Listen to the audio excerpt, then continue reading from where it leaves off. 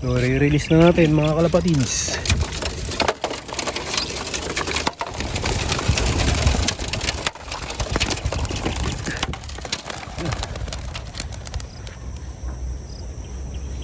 Oh, may nakasalubong pa malaking ibon eh.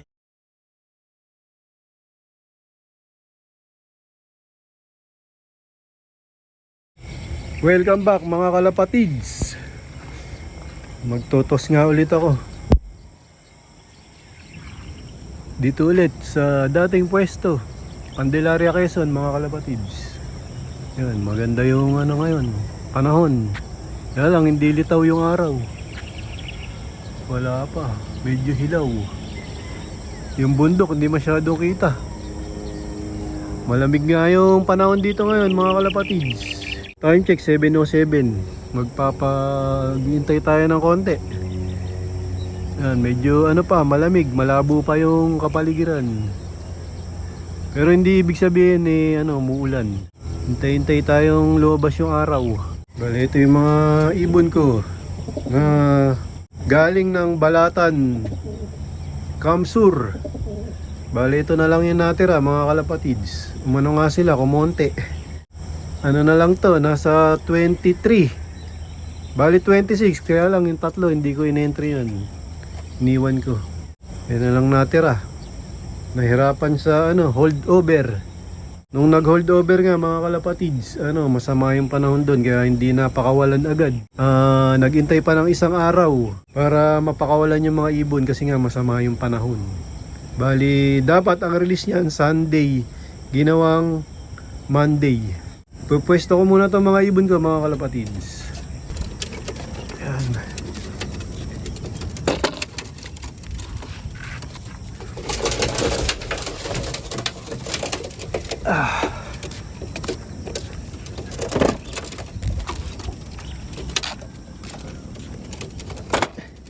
Tapos may problema nga mga kalapatids. Tinatamaan sila ng one eye. Nung nung galing sila ng Katanawan, Quezon. Hanggang ngayon meron pa rin one eye na mahirap matanggal. Baka nga hindi na one eye ito mga kalapatids. May nagsabi na to, pigeon herpes. Kasi nga kahit anong gamot ng doxy ang ibigay, wala, hindi gumagaling. Saka yan, lagi ko nang pinapatakan, pabalik-balik. Ang hirap matanggal. Kaya hirap din silang makauwi. Siguro iniinda nila yung yung mata nila. Kaya mabagal silang umuwi. So ayan, nangalahati yung panlaban ko mga kalapatids. Galing sa 38 ngayon ay 23 na lang. Tanggalin na natin tong mga tali. Ayan, tinalian ko nga to para safety sa PHA. Baka maluluwag na nga yung nito, yung lock. Baka kung kailang basketing makakawala, hindi pa ma-load. Kaya nilagyan ko ng tali. Ayan, lumilitaw na yung araw. Unti-unti nang lumalabas yung araw mga kalapatids. Kaya lang yung bundok dito hindi pa rin masyadong kita. Pero na yan, maayos na yan. Time check 7:12. Pahinga pa ng konti. Nung nakaraang linggo, laging saktong 7:25 ako nakakapag-release dito. Maayos yung uwi nila last week. Sana ngayon maayos din kahit may tama yung mga mata nila o may mga one eye. Mahirap nga daw tanggalin pagka yung pigeon herpes. May nakausap akong taga US. Matatanggal siya pero matagal. Katulad nito, parang may muta na naman na bagya. So ganyan yan, pabalik-balik. Tapos siyempre apektado yung nila, yung lipad nila. Di sila competitive. Siyempre iba yung yung lumilipad na walang nararamdaman kaysa dun sa lumilipad na may tama. Kaya nung Balatan, ang babagal nila umuwi. Sana matanggal na yung yung sakit. So, susunod nga na lap, malayo-layo.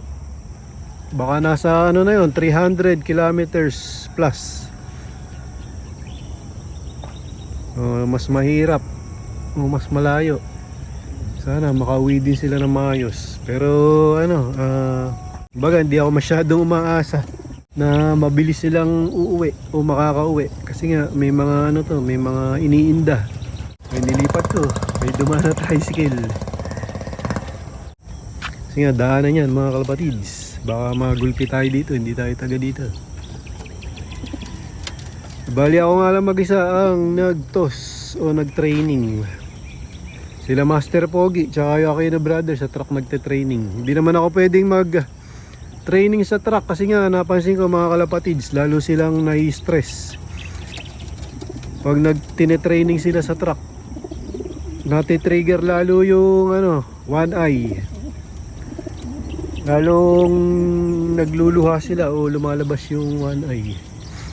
Lalo na pagka umaga. Dun dun umaatake. Mga yung iba na nakapikit na. Pares na mata. Yun yung problema. Ang hirap masugpo o matanggal nung one eye. Time check 7:16, mga 7:20. Pwede na siguro ako magpakawala.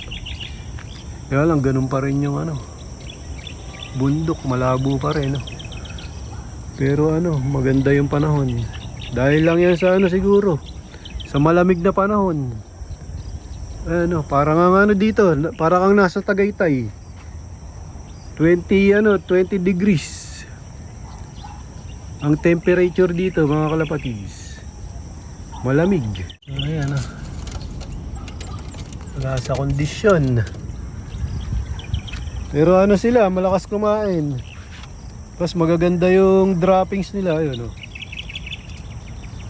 Kaya lang yung mata lang talaga nila yung problema. Tinamaan tayo ng one eye cold na matindi. Yung digestion nila maganda. Tsaka yung droppings nila. Yun lang talaga yung problema. Pabalik-balik na one eye, mahirap matanggal. Bali ilan nga lang yung napansin ko na maayos. O yung walang tama sa mata. O yung walang iniindang one eye. Halos lahat sila meron. Yung old bird na may edad na 2024 yun. Hindi siya tinamaan. Kasi nga na siya, old bird na. Yung mga young bird lang talaga yung tinatamaan ng ganito. Ang hirap kung kailang karera tsaka tatamaan ng sakit. Time check 7:20. So re-release na natin mga kalapatids.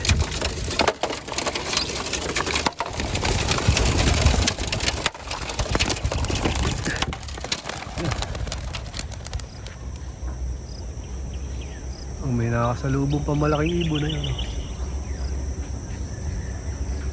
7:20.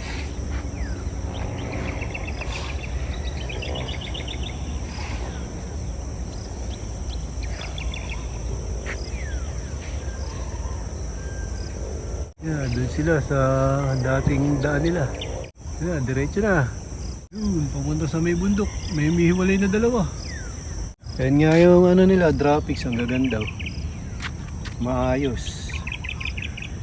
Walang basa. Ang problema, yung mata nila basa. Ayun, uwi na ako mga kalapatids. Balitaan ko na lang kayo mamaya. Sana makauwi lahat yung mga ibon ko. Time check 10:49 AM. Tingnan natin kung nakauwi yung mga ibon natin na may mga tama sa mata. Mukhang nakauwi naman lahat. Ayun katulad niya na nakapikit. Tsaka nakalak na yung mga trapdoor. Ibig sabihin kompleto. Yun nga yung binilin ko kay JJBK ang Sakolam. O dito ko naman natatapusin ang video ko para sa araw na to. Please like, share, comment, subscribe. Keep safe, God bless. Ingat mga kalapatids.